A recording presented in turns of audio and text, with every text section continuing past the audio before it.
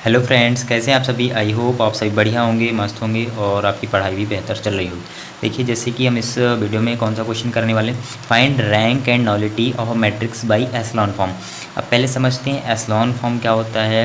Rank and नॉलिटी जो होती है ये बीटेक में एंड बीएससी के मैथ्स दोनों में ही है, फर्स्ट सेमेस्टर में। ओके, तो चलिए पहले रैंक देखिए। रैंक में रैंक निकालने के 3 मेथड होते हैं। 3 मेथड कौन कौन से डिस्कस करते हैं थोड़ा सा शॉर्ट में। एक पहली होती है डिटर्मिनेंट मेथड, डिटर्मिनेंट, और होती है एशेलॉन, सेकंड एशेलॉन जिससे हमें अभी फाइंड करना है, और थर्ड जो होती है नॉर्मल फॉर्म होती है। कौन सी होती है? Normal form. ओके, 3 मेथड से हम रैंक को फाइंड कर सकते हैं। ठीक है, हमें आज कौन सी सीखना है? एशेलॉन फॉर्म सीखना है। एक क्वेश्चन आपको हम कराएंगे पूरा डिटेल में, एंड फिर आपको नेक्स्ट एग्जाम्पल सॉल्व करने हैं। कहीं भी डाउट रहता है तो आपको कमेंट बॉक्स में कमेंट कर देना। ओके, अब एशेलॉन फॉर्म में करते क्या है, जो भी गिवन मैट्रिक्स है, मान लीजिए ये मैट्रिक्स है, जो भी गिवन है हमें 3/3, 3/2, 4/4, 4/5, कोई भी मैट्रिक्स हो सकती है। तो गिवन मैट्रिक्स जो है हम इसका किस में कन्वर्जन करते हैं? क्या करते हैं? कन्वर्ट करते हैं। कन्वर्ट किससे करेंगे? By row operation. किसका यूज़ करेंगे? ओनली रो ऑपरेशन का। By using only row operation, यहाँ लिख लीजिए by using only row operation. हम इसमें कॉलम ऑपरेशन का यूज़ नहीं करेंगे। ठीक है, अब क्या होता है रो ऑपरेशन अभी देखिए, अब समझ जाएंगे। किस में कन्वर्ट करते हैं? अपर ट्रायंगुलर मैट्रिक्स में। जो भी मैट्रिक्स दी हुई है उसको हम किस में कन्वर्ट करेंगे? अपर ट्रायंगुलर मैट्रिक्स में। मान लीजिए 3/3 की मैट्रिक्स है, तो यहाँ कोई डायगोनल एलिमेंट्स होंगे, और अपर ट्रायंगुलर का मतलब होता है डायगोनल के नीचे वाले हमें क्या बनाने हैं? जीरो बनाने। डायगोनल के नीचे वाले एलिमेंट्स क्या बनाने हैं? जीरो बनाने। यदि ये जीरो बन गया तो ये मैट्रिक्स का किस में कन्वर्जन हो गया? अपर ट्रायंगुलर मैट्रिक्स में। तो यहाँ आप लिख लीजिए अपर ट्रायंगुलर मैट्रिक्स। तो एशेलॉन फॉर्म में करते क्या है, जो भी मैट्रिक्स दी हुई हो उसको कन्वर्ट करते हैं, रो ऑपरेशन ओनली ये लगाते हैं हम, यहाँ कॉलम ऑपरेशन का यूज़ नहीं करते हैं। और किस में कन्वर्ट करते हैं? अपर ट्रायंगुलर मैट्रिक्स में। अपर ट्रायंगुलर मैट्रिक्स में कन्वर्ट किस प्रकार से करते हैं? डायगोनल के जो भी एलिमेंट्स हैं उसके नीचे जीरो बना करके। ओके, अब रैंक हम कैसे पता करेंगे कि रैंक, मान लीजिए कोई एग्जाम्पल से आपको समझाते हैं थोड़ा सा। मान लीजिए ये कोई मैट्रिक्स दी हुई है 2 1 0 0 1 0 0 0 0। तो रैंक देखने के लिए सबसे पहले आपको क्या करना है, ये देखना है कितने किसी भी रो या कॉलम में कोई एक नॉन जीरो एलिमेंट प्रेजेंट रहना चाहिए। मान लीजिए देखिए इसमें ये रो है, तो इसमें नॉन जीरो एलिमेंट कितने हैं? 2 हैं। कोई यदि एक भी है तो वो रैंक में कंसीडर होगा। यहाँ भी इसी तरह एक नॉन जीरो एलिमेंट प्रेजेंट है, बट यहाँ कोई भी नॉन जीरो एलिमेंट प्रेजेंट नहीं है, सारी क्या है? जीरो है। रैंक इसकी कितनी हो जाएगी? 1 और 2 हो जाएगी। ये समझिए कि जो भी गिवन मैट्रिक्स है उसको हमें अपर ट्रायंगुलर में कन्वर्ट करना है। कन्वर्ट किससे करेंगे? ओनली रो ऑपरेशन में। जब हमारी अपर ट्रायंगुलर मैट्रिक्स में कन्वर्जन हो जाएगा, यदि इसको जीरो बनना होगा तो बन जाएगा, नहीं बनना होगा तो नहीं बनेगा, उससे आपको टेंशन नहीं लेनी। अब हम कैसे पहचानेंगे कि रैंक हमारी कितनी है? तो देखिए आपको नॉन जीरो एलिमेंट्स देखने, किसी भी रो या कॉलम, यदि कोई भी एक नॉन जीरो एलिमेंट प्रेजेंट है तो वो रैंक में कंसिडर होगा। ठीक है, जैसे यहाँ 2 एलिमेंट प्रेजेंट थे नॉन जीरो, तो ये रैंक में काउंट होगा। और यहाँ भी इस रो में भी एक नॉन जीरो एलिमेंट प्रेजेंट था, तो ये भी रैंक में क्या होगा? काउंट होगा। तो इसकी रैंक कितनी हो जाएगी? 2 हो जाएगी। बट जो इसका ऑर्डर कितना था? 3 था। तो जो भी रैंक होती है वो ऑर्डर के इक्वल या उससे छोटी होगी, उससे ऑर्डर के बड़ी नहीं हो सकती है। रैंक कभी भी ऑर्डर से बड़ी नहीं हो सकती। और इसी प्रकार से 1 से बड़ी या उसके क्या होगी? बराबर होगी। 1 से छोटी नहीं हो सकती रैंक। ठीक है, रैंक को डिनोट कैसे करते हैं? ऐसे रो से डिनोट कर देते हैं। ठीक है, आई होप ये आपको कॉन्सेप्ट आ गया, समझ गए। अब एक क्वेश्चन करते हैं तो और अच्छे से आपको कॉन्सेप्ट समझ आ जाएगा। देखिए जैसे ये क्वेश्चन दिया हुआ, तो पहले हम रिप्रेजेंट कैसे करेंगे इस क्वेश्चन को, लिखेंगे कैसे? तो लिखेंगे गिवन मैट्रिक्स लिखेंगे, जो दी हुई है उसको एक बार आपको लिख देना है। 2 3 0 1 1 0 1 2 -1 1 1 -2 1 5 3 -1। देखिएगा थोड़ी भी मिस्टेक यदि आपने की तो आपका आंसर गलत हो जाएगा, इसलिए आपको अच्छे से देख करके करना है। ठीक है, अब देखिए ये हमारा जो पहला एलिमेंट है, यदि ये 1 रहे या 1 बन जाए तो हमें काफ़ी मदद हो जाती है। कैसे? देखिए यदि हम यहाँ 1 बनाना है तो हम क्या कर सकते हैं? R1 और R2 को इंटरचेंज कर सकते हैं। क्या कर सकते हैं? R1 R2 को इंटरचेंज कर देंगे, तो ये वाला एलिमेंट यहाँ पहुँच जाएगा और ये वाला यहाँ आ जाएगा। तो हम R1 को R2 से इंटरचेंज करें। जैसे हमने पहले ही कहा है कि हम रो ऑपरेशन बस का यूज़ करेंगे, तो ओनली रो ऑपरेशन का यूज़ करेंगे। ठीक है, अब यहाँ इक्वल की जगह ऐसा साइन लगाना है आपको। अब ये 1 0 1 2 2 3 0 1 -1 1 1 -2, बाकी की दोनों रो एज इट इज़ रख देना है आपको। ठीक है, 1 5 3 -1। ओके, अब देखिए हमें इस ये डायगोनल एलिमेंट है, ये सारे क्या है डायगोनल एलिमेंट है, ये सारे क्या है डायगोनल एलिमेंट है। ठीक है, ये सारे डायगोनल एलिमेंट है। इसके नीचे हमें क्या बनाना है, जीरो बनाना है। तो इसकी मदद से इन सभी को क्या बनाना है, जीरो बनाना। तो यहाँ हम कैसा ऑपरेशन यूज़ करेंगे, R2 में R2 minus 2 times of R1। ये 2 है, इसमें वो यहाँ लिखा है 1। यदि हम 2 का मल्टीप्लाई करा दें और इसमें इसको माइनस करा दें तो 0 बन जाएगा। ठीक है, इसी प्रकार से इसमें क्या करेंगे, R3 में हमें क्या करना होगा, R3 प्लस R1। यहाँ -1 था, यहाँ 1 था, तो -1 और +1 कितना हो जाएगा, 0 हो जाएगा। ठीक है, और R4 में क्या कर देंगे हम, R4 को हम माइनस कर देंगे R1 से, R4 माइनस R1 कर देंगे तो ये भी क्या बन जाएगा, 0। मतलब कि ये वाला डायगोनल एलिमेंट उठाना है तो इसको सारे क्या बनाना है, 0 बनाने हैं। फिर नेक्स्ट स्टेप में क्या करेंगे, ये वाला उठाना है तो इसके नीचे वाले 0, फिर ये वाला उठाना है तो इसके नीचे वाले 0 बना देंगे। ठीक है, इसी तरह से आपको करना है।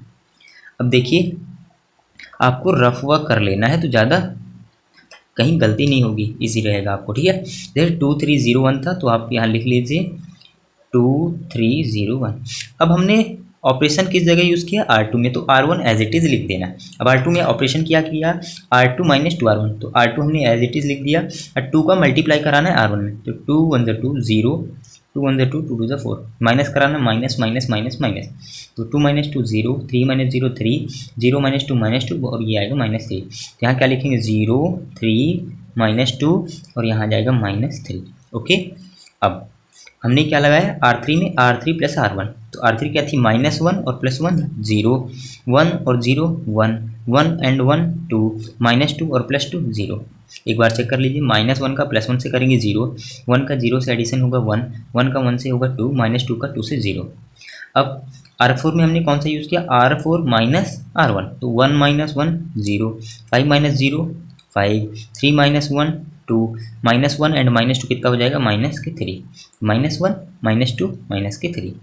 अब हमें ये वाला डायगोनल एलिमेंट उठाना है और इसके नीचे 0 बनाने, तो हम कैसे यूज़ करेंगे, R3 में 3 का मल्टीप्लाई करा दें, इसमें हम 3 का मल्टीप्लाई करा देंगे तो ये 3 बन जाएगा, 3 - 3 0 हो जाएगा, तो हम 3R3 माइनस R2 हो जाएगा। इसी तरह अब R4 में कैसा ऑपरेशन यूज़ होगा, यहाँ 3 का मल्टीप्लाई कराना पड़ेगा, तो 3R4 माइनस 5R2, यहाँ आपको 5 का मल्टीप्लाई, तो यहाँ 15 हो जाएगा, यहाँ भी 15 हो जाएगा, तो 15 - 15 0 बन जाएगा।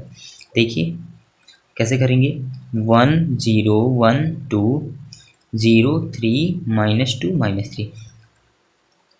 R1 R2 में कोई ऑपरेशन नहीं लगाया तो हमको उन दोनों रो को एज इट इज़ लिख देनी है। ऑपरेशन हमने R3 में लगाया है, क्या लगाया है, 3R3, 3 का मल्टीप्लाई करा देना है, 0 3 6 0, 3 1 3, 3 2 6 और 0 से कराएंगे तो 0।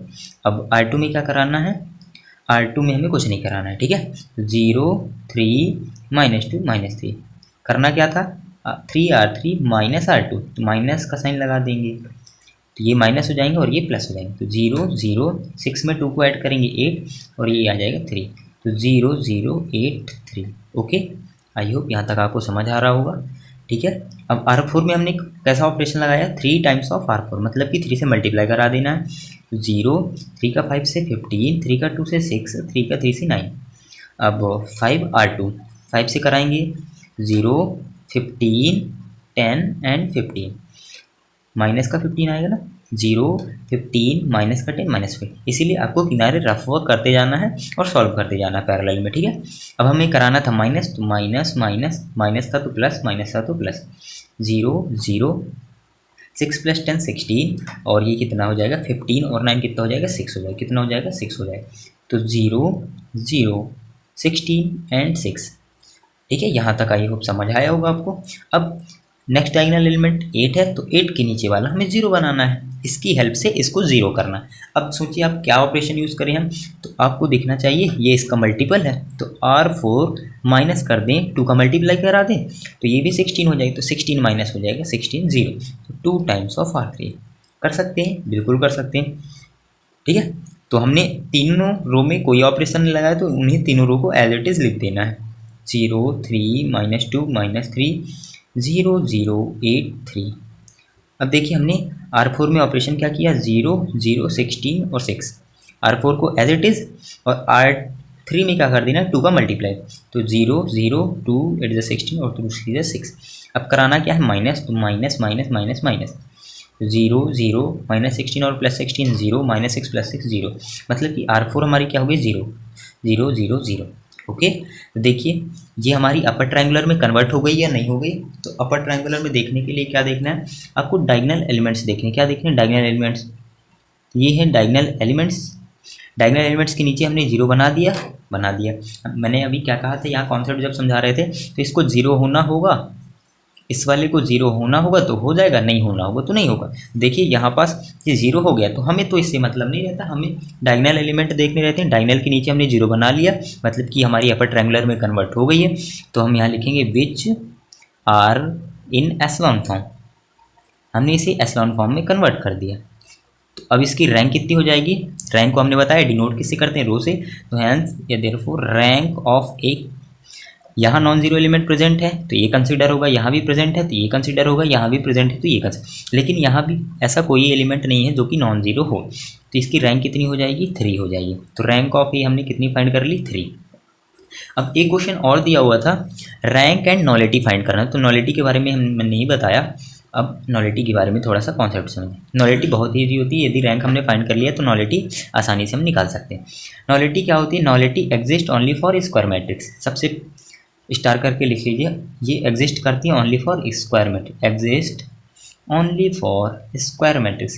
यदि स्क्वायर मैट्रिक्स है तभी नॉलिटी एग्जिस्ट करेगी, अदरवाइज क्या होगी? नॉट डिफाइन होगी स्क्वायर मैट्रिक्स। ठीक है, यदि रेक्टेंगुलर मैट्रिक्स है तो नॉलिटी क्या होगी? नॉट डिफाइन होगी। अब उसकी मैट्रिक्स नॉलिटी डिफाइन नहीं करेंगे और नॉलिटी को NA से रिप्रेजेंट करेंगे।